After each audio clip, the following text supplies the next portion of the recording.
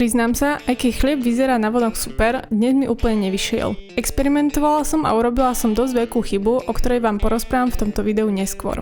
Klasicky som po noci v chladničke cesto vybrala von a nechala som ho ešte 2 hodiny podrásť pri izbovej teplote. Cesto sa pekne triaslo a nebolo lepkavé, čo znamená, že by malo byť správne vykysnuté. Zatiaľ vyzeralo všetko v poriadku až na to, že sa mu veľmi nechcelo liesť z misky, ale tu ešte nebol problém. Rozhodla som sa totiž vyskúšať nový spôsob prekladania pri tvarovaní, ktorý bohužiaľ nevyšiel podľa očakávaní. Toto je presne tá časť procesu, kde občas začnem panikáriť, pretože cesto má niekedy svoju vlastnú hlavu a nespolupracuje tak, ako by som chcela. Roztiahla som ho, preložila zhora a zdola a namiesto rolovania som ho ešte preložila sprava a zľava. Vôbec to nevychádzalo. Takže som sa ho snažila opraviť, čím som ho ešte viac pokazila, pretože som z neho vytlačila skoro všetky bublinky. Začalo sa mi lepiť na ruky, tak som pridala trochu múky, lebo som už nevedela, čo robiť. Ale nechcela som sa vzdať, lebo aj keď sa cesto nevyvíja tak, ako by sme chceli, vždy je lepšie ho upiecť, pretože sa môže stať, že nakoniec aj tak vyjde. Po asi 10 náročných minútach som mala aspoň relatívne schopný bochník, dala som ho do misky vyslanej utierkou a zašila som mu spodok. Po vyklopení na papier sa ale tvarom začal viac podobať na trojuholník než na chlieb.